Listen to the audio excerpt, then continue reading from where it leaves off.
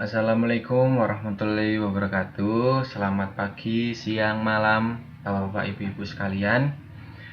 Sebelum memulai presentasi ini, saya perkenalkan nama saya Ronaldo Ganti Fajar Aprilianto dari jurusan Ilmu Tanah 2017, anggota KKN UGM Karangsari 2020 dari subunit 1.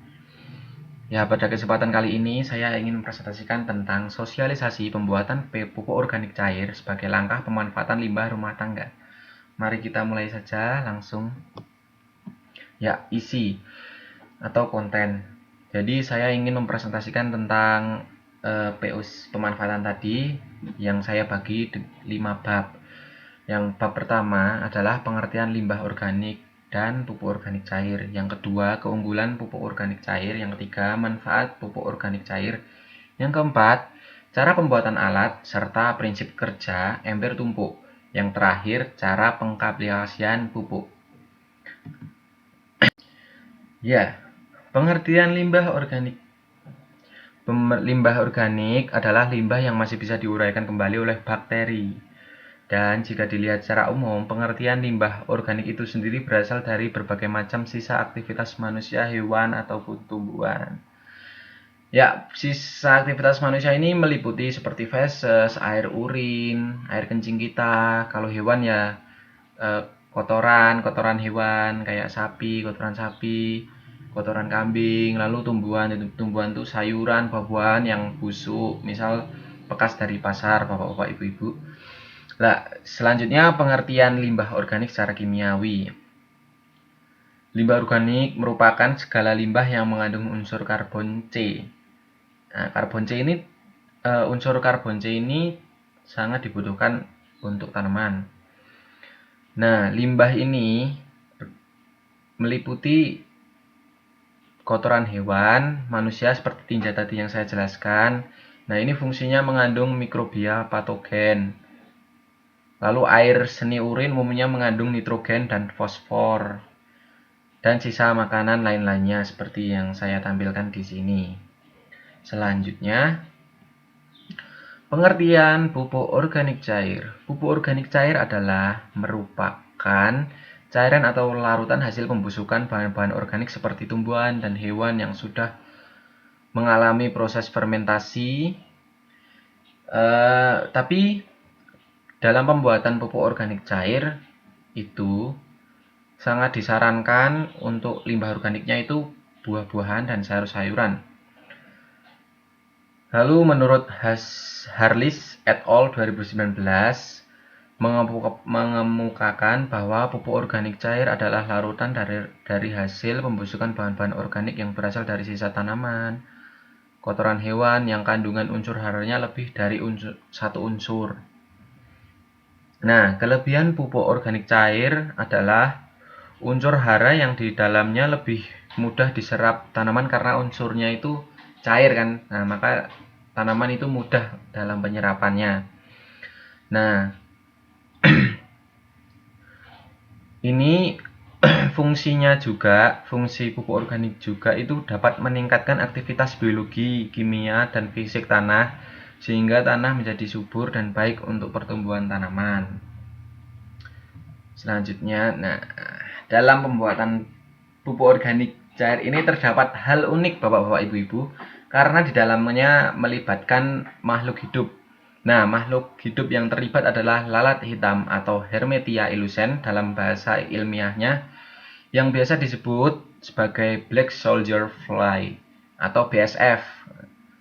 Kenapa BSF ini penting dalam pembuatan POC? Nah, lalat hitam ini mempunyai siklus, yaitu larva akan mengeluarkan enzim katalitik dari bakteri di ususnya yang dapat merobak selulosa, protein, lemak, dan karbohidrat dalam limbah sayur dan buah-buahan dalam reaktor biokompos.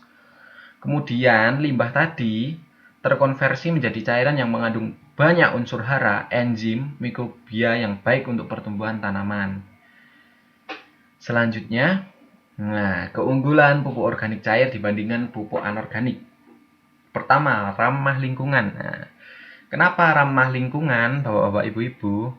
Karena dalam pembuatan POC ini, pupuk organik cair ini menggunakan limbah-limbah organik, sehingga residu yang dikeluarkan itu bersifat positif dan ramah lingkungan dan baik untuk bumi karena mengurangi limbah di bumi.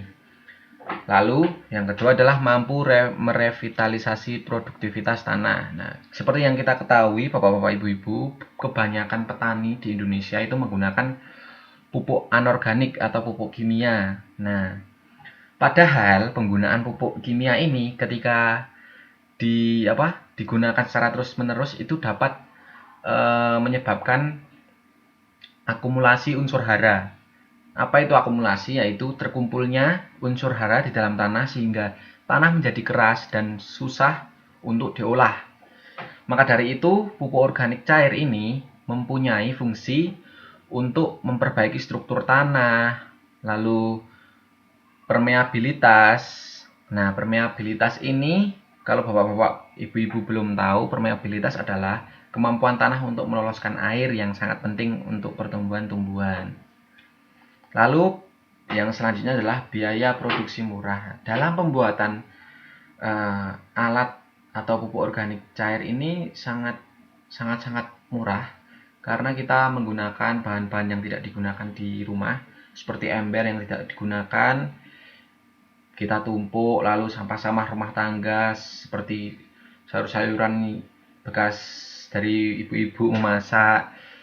Nah, itu bisa dimasukkan ke situ. Pokoknya produksinya murah, nggak harus beli terus karena kita dapat memproduksi terus-menerus dan dapat dipanen secara berkala. Lalu yang terakhir adalah dapat meningkatkan kualitas produk. Nah, dari penelitian yang saya baca, literatur yang saya baca ini, ada beberapa tanaman tertentu yang dapat meningkatkan kualitas produknya. Seperti nanti rasanya jadi lebih manis, lalu lebih daya tahan penyimpanannya lebih lama, seperti itu Bapak-bapak Ibu-ibu. Lalu manfaat pupuk organik cair bagi tanah.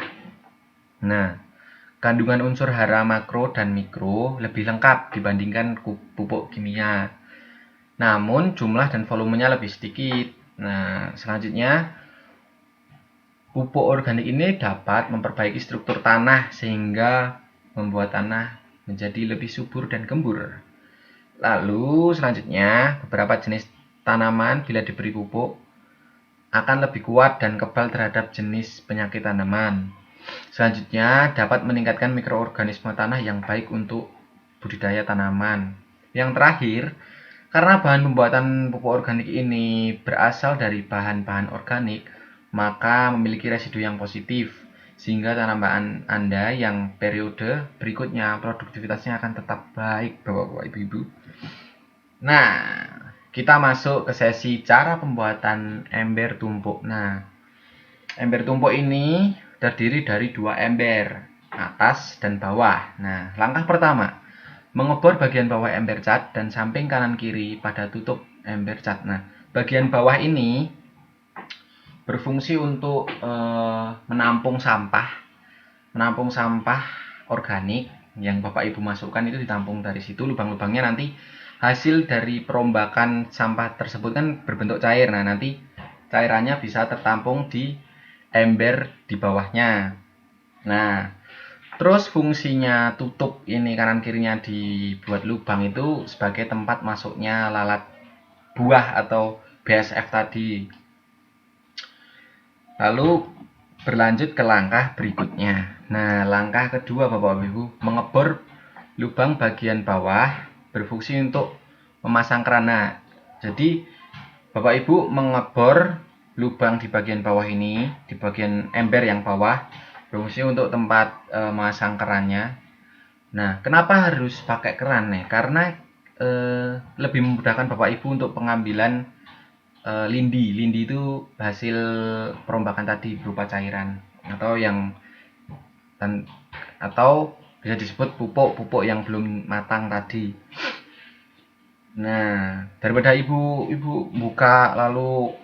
buka tutupnya terus ngambil secara manual kan kurang efektif ya Bapak Ibu, maka kita pasang keran jadi lebih efektif, lebih bersih lah intinya gitu ya. Lalu Langkah ketiga yaitu kedua ember yang udah jadi tadi ditumpuk menjadi satu. Nah, ember bagian atas menampung limbah organik dan bagian bawah sebagai penampung hasil rombakan larva Helminthes illucens atau BSF tadi.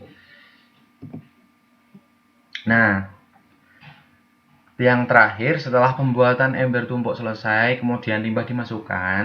Nah, ember tumpuk ini harus diletakkan pada tempat yang teduh supaya tidak terjadi penambahan bahan lain seperti air hujan. Nanti takutnya mempengaruhi proses yang ada di dalamnya. Info penting untuk bapak-bapak ibu yang mempunyai ternak ini sangat efektif bagi saya. Menurut saya, karena larva ini dapat dimanfaatkan sebagai pakan ternak, kayak ternak lele, ternak ayam. Nah, dari literatur yang saya baca kemarin, ternyata bapak-bapak ibu-ibu, larva ini memiliki protein yang tinggi sehingga bagus untuk pertumbuhan ternak bapak-bapak ibu-ibu. Nah, sesi selanjutnya adalah cara kerja ember tumpuk. Pertama, masukkan buah atau sayuran busuk. Bukan busuk sih, agak-agak busuk yang udah layu gitu loh bapak-bapak ibu-ibu, yang bapak-bapak ibu-ibu tidak bisa digunakan lagi, tidak bisa digunakan sebagai pakan, sebagai di sayur atau apapun itu. Nah, ini harus dalam suasana panas dan lembab, makanya kita tadi nyimpennya di tempat yang teduh. Nah, karena apa? Di suasana panas ini mikrobia dapat berkembang secara baik. Lalu setelah itu aroma senyawa volatil yang dihasilkan tadi dapat mengundang lalat HI untuk bertelur. Lalu yang kedua adalah tunggu sampai larva HI ini terlihat banyak dan aktif bekerja, lalu Bapak bisa nambahin sampah organiknya. Yang ketiga, lindi atau hasil perombakan tadi sampahnya oleh larva HI ini dibiarkan saja di dalam ember bawah. Lalu setelah sebulan atau 2 bulan diteruskan dengan proses pematangan menjadi pupuk organik cair. Nah, proses pematangan ini caranya dengan mengambil lindi tadi, dimasukkan ke dalam botol melewati keran yang tadi sudah dipasang, dibuka kerannya, lalu diisi botol itu, diisi setengah saja, setengah dari botol lindi itu, terus ditutup kerannya. Nah,